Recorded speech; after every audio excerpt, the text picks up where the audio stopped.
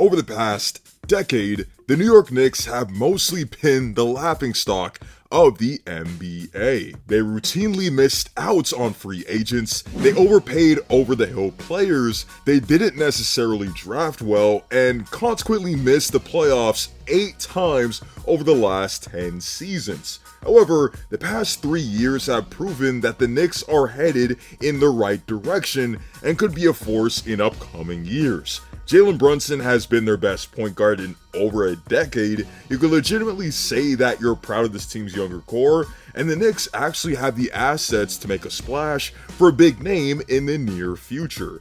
Here's why the Knicks are on track to be contenders sooner rather than later, and also why the culture they're building will pay dividends for the franchise.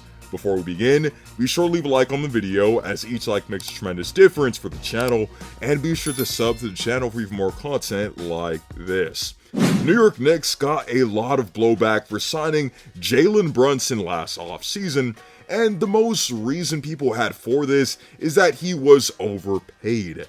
However, viewers of this channel know that I was extremely high on that signing at the time for several reasons. For one, the Knicks weren't paying for the Jalen Brunson we saw play an effective but somewhat suppressed role beside Luka Doncic. They were paying for the Brunson that we saw average 20 points, 8 rebounds, and 4 assists in 17 games without Luka in the 2022 season.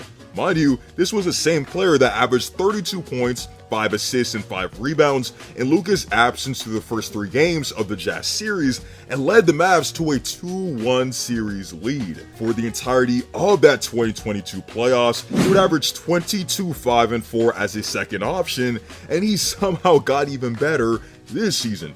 In his first full season with the New York Knicks, he would average 24, 6, and 4 on 49% from the field and 42% from 3. Also winning Eastern Conference Player of the Month for February, while leading the Knicks to their best record in February in 33 years. In the playoffs, Brunson was pretty good as well.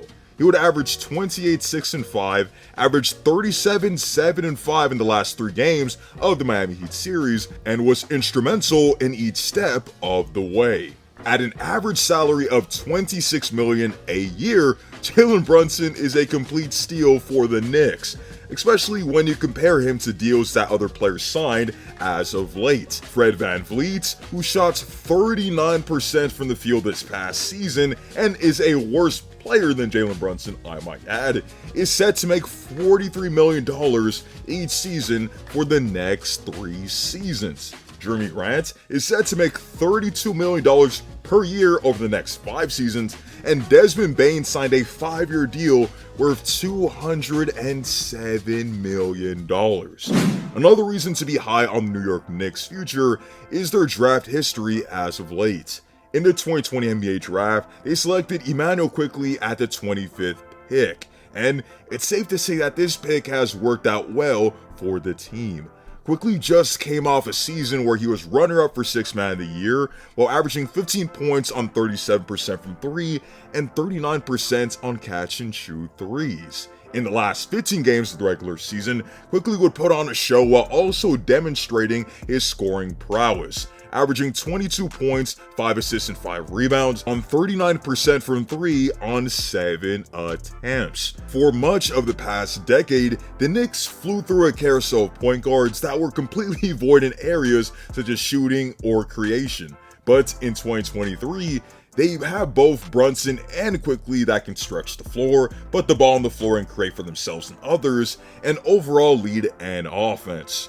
Among others, the Knicks also have Quentin Grimes, who's a 25th pick in the following draft and provides defensive versatility and floor spacing as a 6'5" guard and is just 23 years of age. This free agency, the Knicks were on the quiet side, with their biggest addition being Dante DiVincenzo from the Golden State Warriors, another Villanova player to join both Brunson and Josh Hart. He's a player that plays solid defense, provides floor spacing, as he shot 40% from 3 last season on 5 attempts, and is a guy that will put his body on the line in order for his team to win games. Moreover, being patient and holding onto their assets this free agency is a move that's going to pay dividends for this team. Before, the Knicks were a losing program that solely sold the city as the biggest lure for free agents to join the franchise and dangled X amount of picks to fetch B-tier caliber players via trade.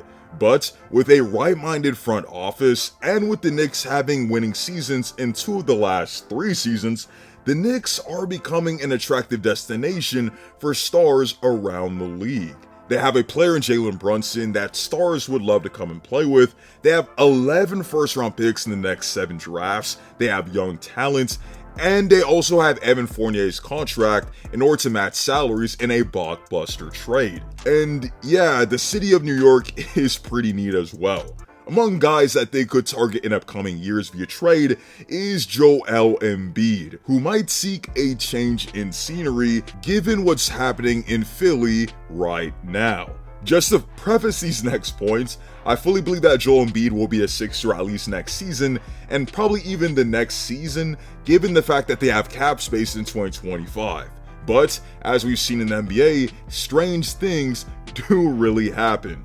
The Sixers have yet to make the conference finals in the Joel Embiid era. We have no clue when the James Harden situation will be resolved, and the 2024 season could consequently look rough for the Sixers. James Harden obviously opted into the final year of his deal in order for the Sixers to find a trade partner for him.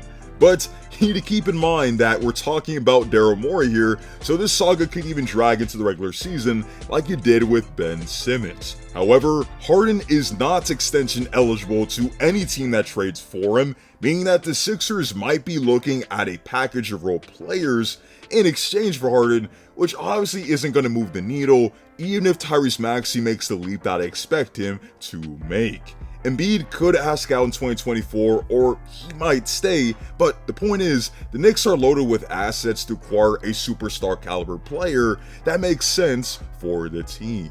Overall, there are a lot of bright points for the New York Knicks from where they are now and where they'll be in 3 years' time.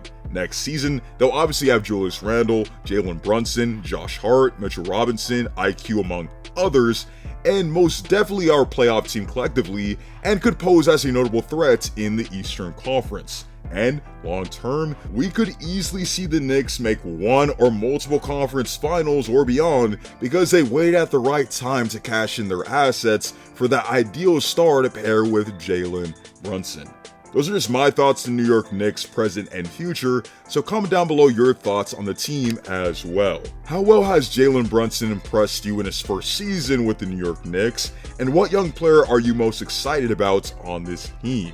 Also, what ideal star do you think would be a perfect pairing with Jalen Brunson for the future?